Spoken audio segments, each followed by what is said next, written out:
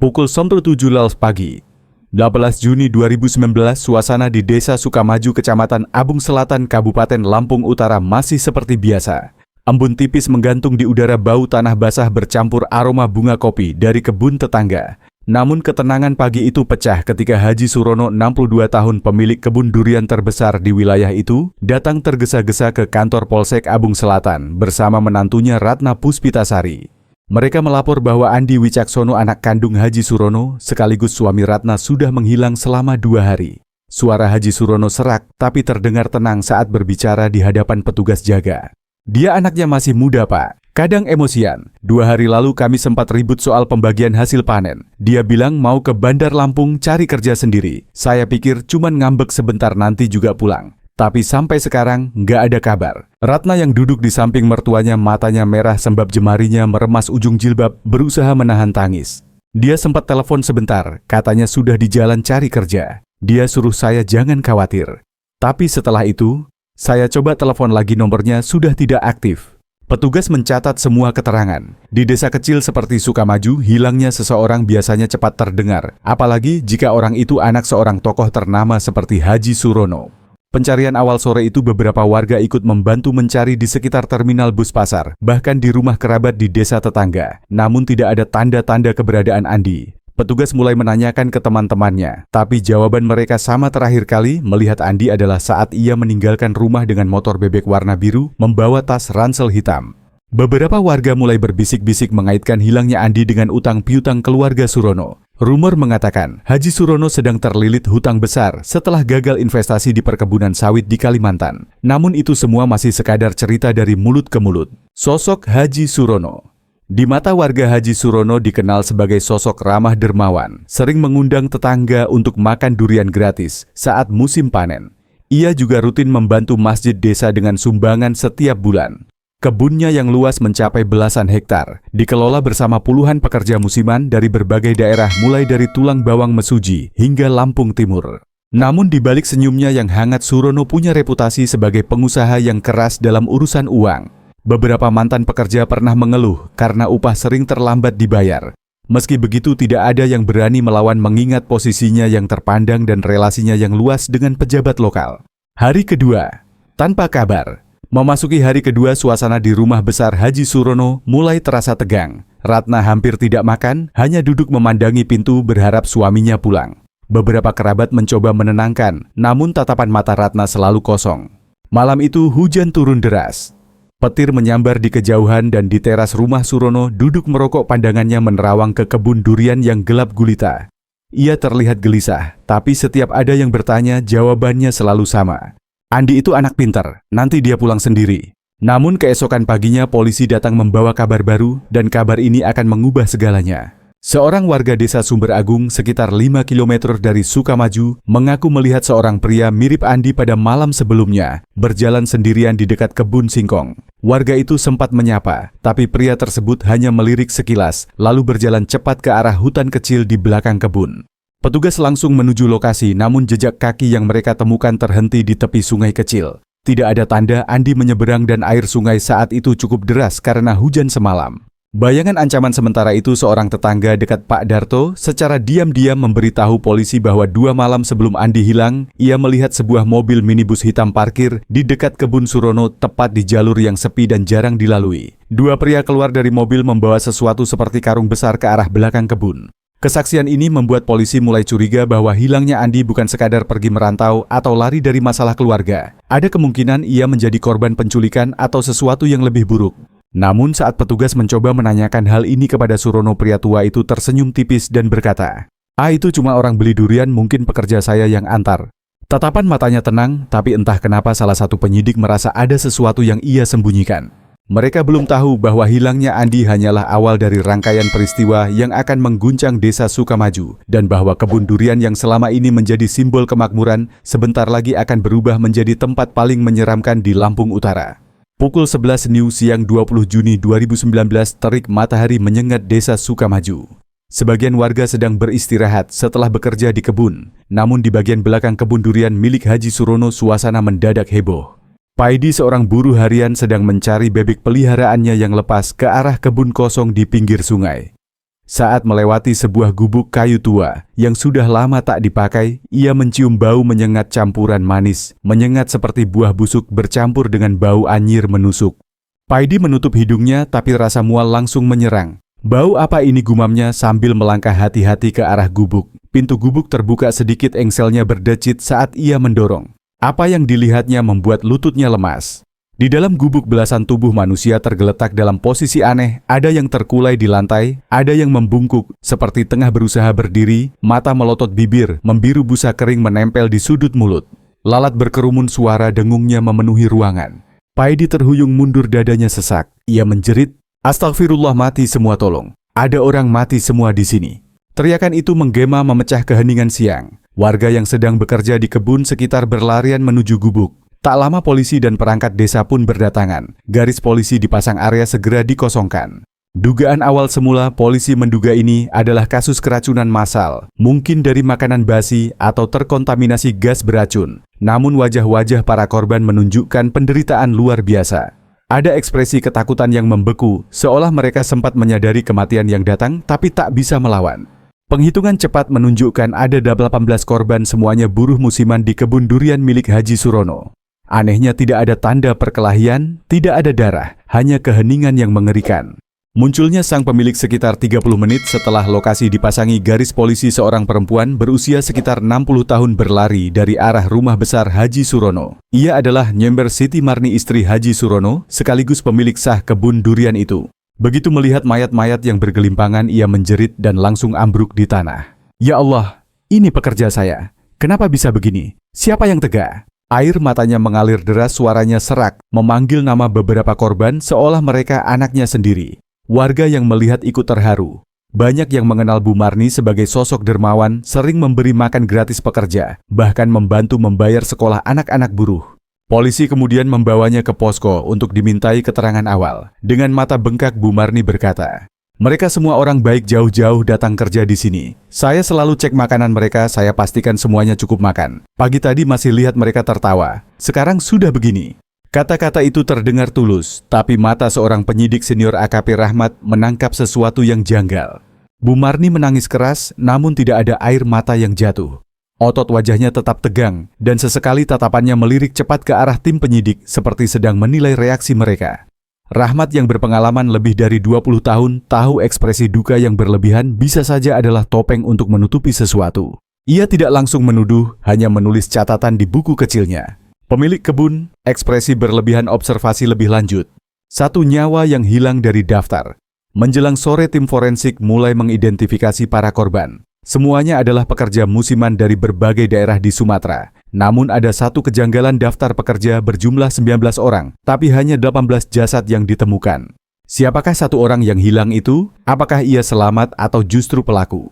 Nama yang tidak ditemukan adalah Dedi Santoso, 30 tahun, pekerja baru yang belum genap 3 bulan bekerja. Menurut catatan mandor, Dedi jarang bersosialisasi tapi rajin bekerja. Pencarian Dedi dimulai dan hanya butuh 1 jam untuk menemukannya. Ia sedang dirawat di puskesmas desa sebelah. Menurut perawat jaga pagi tadi, Dedi dibawa oleh 2 rekannya karena mengalami alergi parah setelah tidak sengaja memakan kalajengking kecil yang bercampur di nasi sisa semalam.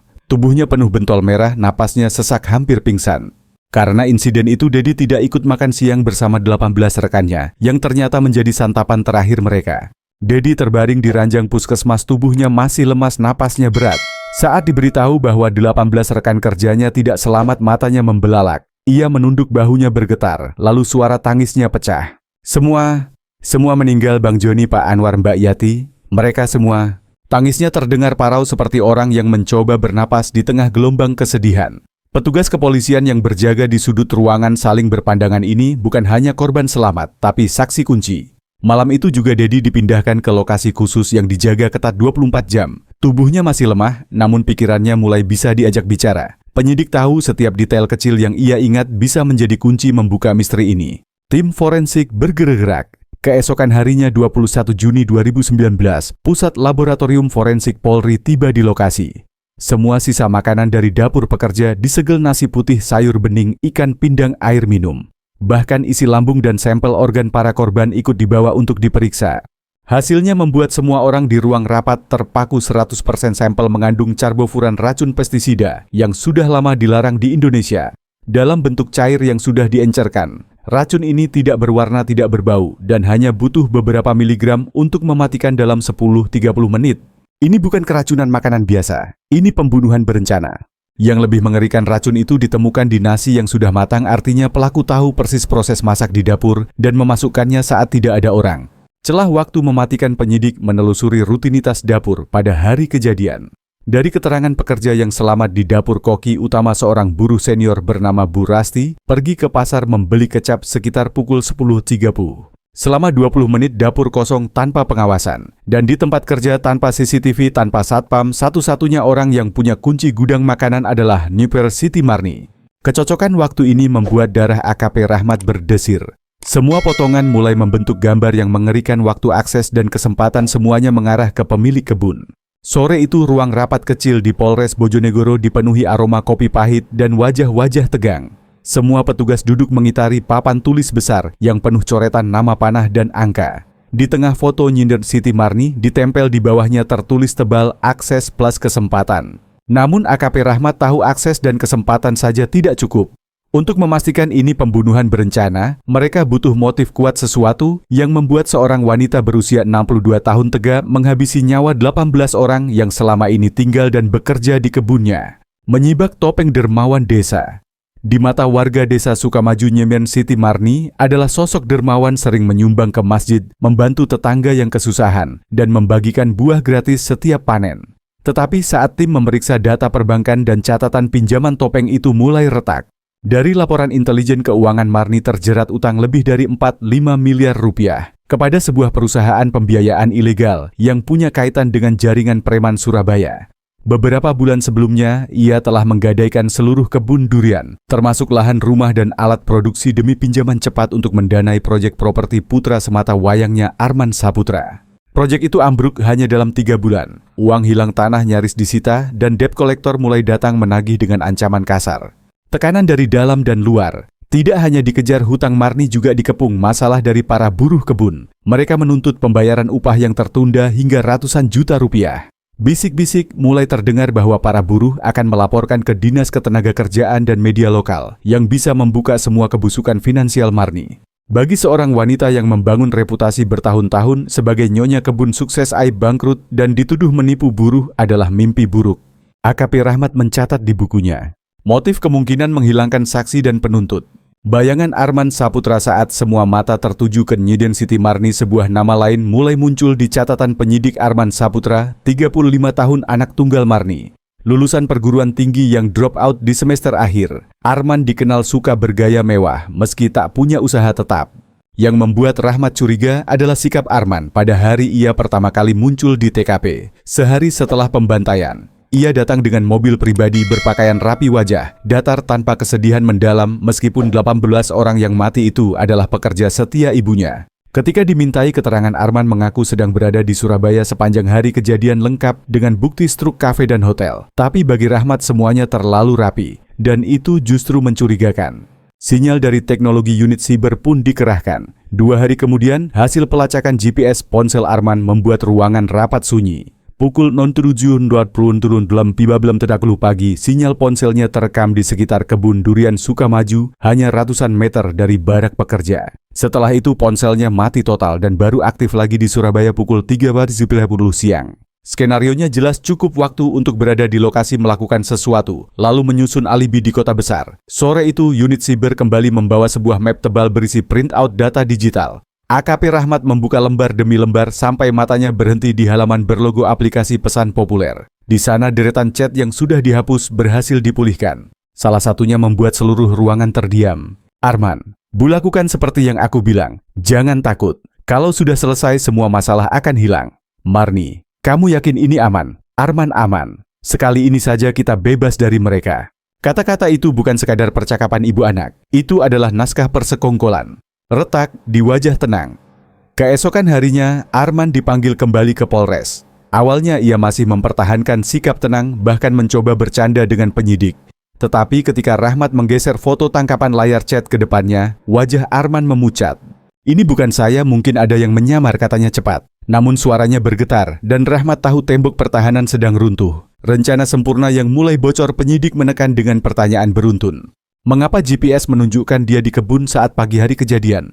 Mengapa ponselnya mati selama 4 jam? Mengapa hanya ibunya yang memiliki kunci gudang bahan kimia? Arman mulai mengelak, mengatakan bahwa ia hanya menyuruh ibu menakut-nakuti para buruh agar berhenti menagih upah. Tapi bagi Rahmat alasan itu justru semakin menguatkan dugaan. Menakut-nakuti dengan racun mematikan bukanlah kebetulan. Keretakan hubungan ibu dan anak tanggal 18 Juni, ruang interogasi khusus disiapkan. Untuk pertama kalinya, nyimbar Siti Marni dan Arman duduk berhadapan bukan lagi sebagai ibu dan anak yang bebas, tetapi sebagai dua tersangka. Awal sesi sunyi mencekam. Lalu Rahmat membacakan daftar bukti hasil forensik data GPS chat hingga temuan residu racun di dapur. Marni menunduk, bahunya bergetar. Arman menatap meja mengatupkan rahang. Dan kemudian suara parau Marni pecah. Saya yang masukkan racun itu, bukan dia. Saya cuma ingin mereka pergi, bukan mati. Arman mengangkat kepala, matanya melebar, lalu segera menunduk lagi. Tetapi Rahmat menangkap kilatan rasa bersalah bercampur ketakutan titik lemah yang selama ini ia tunggu. Hening yang menggantung di ruang interogasi pecah ketika Arman menarik napas panjang. Suaranya berat seperti seseorang yang sudah kehabisan jalan untuk berbohong. Iya, aku yang beli racunnya. Kepala nyentru Siti Marni langsung terangkat, matanya membesar. Arman menunduk lagi, jemarinya meremas lutut hingga buku-buku jarinya memutih. Perjalanan ke perbatasan 2 minggu sebelum kejadian, Arman yang tengah dikejar debt collector memutuskan pergi ke perbatasan Indonesia-Malaysia ke sebuah desa kecil yang dikenal sebagai jalur masuk barang ilegal. Di sana lewat perantara yang ia kenal dari bisnis perkebunan, ia membeli carbofuran dalam bentuk cair dari seorang penjual pestisida gelap. Ia diberi instruksi rinci, campurkan hanya beberapa mililiter ke makanan matang, efeknya akan muncul dalam waktu setengah jam. Tidak ada bau, tidak ada rasa. Seperti menghapus semut dari kebun, kata si penjual. Instruksi untuk sang ibu. Pada malam sebelum pembunuhan, Arman menemui ibunya di rumah panggung tua di tepi kebun durian. Bu, kalau kita tidak bertindak, mereka akan lapor ke polisi soal gaji. Begitu itu terjadi, semua utang kita akan terbongkar. Kita habis. Marni awalnya menolak. Namun Arman terus meyakinkan bahwa ini hanya untuk menakut-nakuti para pekerja. Dalam tekanan, Marni menyerah. Rencana mereka saat dapur kosong, Marni akan menuangkan larutan racun ke nasi yang sudah matang. Pagi yang mematikan 14 Juni 2019 sekitar pukul 10.40, Bu Rasti, koki dapur, pergi ke pasar. Dalam waktu yang singkat itu, Marni masuk, membuka wadah nasi dan meneteskan cairan dari botol kecil berwarna bening. Tangannya tidak bergetar. Dalam pikirannya ia hanya sedang mengatasi masalah. Hasilnya 18 orang tewas dalam diam. Tidak ada jeritan, tidak ada darah. Hanya tubuh-tubuh kaku dengan mata terbuka dan busa kering di bibir. Kata-kata yang membeku. Ketika penyidik bertanya apakah ia menyesal, Arman menatap lurus ke depan, matanya kosong. Kalau mereka tidak mati, kita yang mati. Hidup itu pilihan. Saya hanya memilih yang menyelamatkan keluarga. Kalimat itu membuat udara di ruangan terasa lebih dingin. Rahmat tahu inilah inti dari sebuah kejahatan yang lahir dari rasa takut bercampur keserakahan. Tanggal 20 September 2019, ruang sidang Pengadilan Negeri Pontianak penuh sesak sejak pagi. Warga dari berbagai desa berdatangan, sebagian membawa foto kerabat yang menjadi korban. Di luar udara panas bercampur ketegangan. Di balik jeruji besi ruang tahanan, nyemberan Siti Marni duduk dengan kepala tertunduk, tangan kurusnya menggenggam ujung selendang lusuh. Di sebelahnya Arman Saputra berdiri tegak, ekspresi wajahnya tetap datar seperti hari pertama ditangkap. Suara tangis di ruang sidang. Ketika jaksa membacakan tuntutan, suasana pecah. Foto-foto para korban ditayangkan di layar besar, laki-laki dan perempuan. Sebagian masih muda, sebagian sudah paruh baya, semuanya tersenyum di masa hidupnya. Suara isak terdengar di berbagai sudut ruangan. Ada seorang ibu yang pingsan saat melihat wajah anaknya terpampang. Jaksa menegaskan, terdakwa melakukan pembunuhan berencana terhadap 18 orang pekerja dengan motif menghindari pembayaran upah dan menutup aib utang. Tindakan ini terencana keji dan menghilangkan nyawa manusia demi kepentingan pribadi. Tuntutan hukuman mati untuk Arman Saputra, penjara seumur hidup untuk nyender Siti Marni. Kata-kata terakhir. Ketika diberi kesempatan berbicara, Marni menangis terseduh. Saya menyesal, saya ingin Tuhan tahu, saya tidak pernah ingin mereka mati. Saya hanya takut kehilangan semuanya. Sebaliknya Arman hanya berkata singkat, di dunia ini yang kuat bertahan, yang lemah mati. Saya hanya memilih bertahan. Kalimat itu membuat ruang sidang hening, bukan hening hormat melainkan hening ngeri. Vonis dan akhir yang sunyi, majelis hakim menjatuhkan putusan sesuai tuntutan jaksa. Tak ada tepuk tangan, tak ada sorakan. Para keluarga korban hanya saling berpelukan, sebagian memandang kosong, menyadari bahwa keadilan formal tak akan mengembalikan orang yang mereka cintai. Kebun durian milik keluarga Marni kemudian disita negara. Dari kebun yang dulu menjadi kebanggaan desa, kini berubah menjadi lahan sunyi penuh rumput liar. Warga sekitar mulai menyebutnya kebun darah, dan sebagian percaya suara-suara lirih para korban masih terdengar di malam hari. Waktu terus berjalan, tetapi luka di hati 18 keluarga korban tidak pernah benar-benar sembuh. Setiap kali musim durian tiba, bau manis yang sempat membawa rezeki, kini justru memicu kenangan pahit hari ketika tawa dan kehidupan direnggut dalam sekejap. Kisah Nyemel Siti Marni dan Arman Saputra menjadi pelajaran pahit bagi seluruh desa. Mereka pernah dihormati seorang ibu dermawan dan seorang anak yang dianggap pintar. Namun tekanan hutang, rasa malu, dan ketakutan kehilangan harta membuat mereka perlahan mengikis batas nurani, sampai akhirnya menginjakkan kaki sepenuhnya di sisi gelap. Kejahatan ini tidak lahir dari kebencian semata. Ia lahir dari kelemahan, ketidakmampuan menghadapi masalah tanpa mengorbankan orang lain. Dari satu pikiran keliru yang dibiarkan tumbuh, dari satu malam tanpa tidur yang diisi oleh rasa takut dan bisikan egois, dua orang berubah menjadi pembunuh berencana. Pertanyaan yang menggantung di benak banyak orang. Jika kita berada di posisi mereka, dikejar hutang, terancam kehilangan segalanya, apakah kita cukup kuat untuk tetap memilih yang benar? Tidak ada yang terlahir sebagai pembunuh, namun setiap orang memiliki titik rapuh, dan jika kita tidak menjaganya, titik itu bisa menjadi pintu menuju kehancuran baik bagi diri sendiri maupun orang lain. Kebun darah di pinggiran Pontianak kini dibiarkan terbengkalai seperti monumen sunyi dari keserakahan dan ketakutan manusia. Rumput liar menutup jalur setapak dan buah-buah durian yang jatuh membusuk di tanah menjadi pengingat bahwa kadang racun paling mematikan tidak ada di dalam botol, tetapi ada di dalam hati manusia.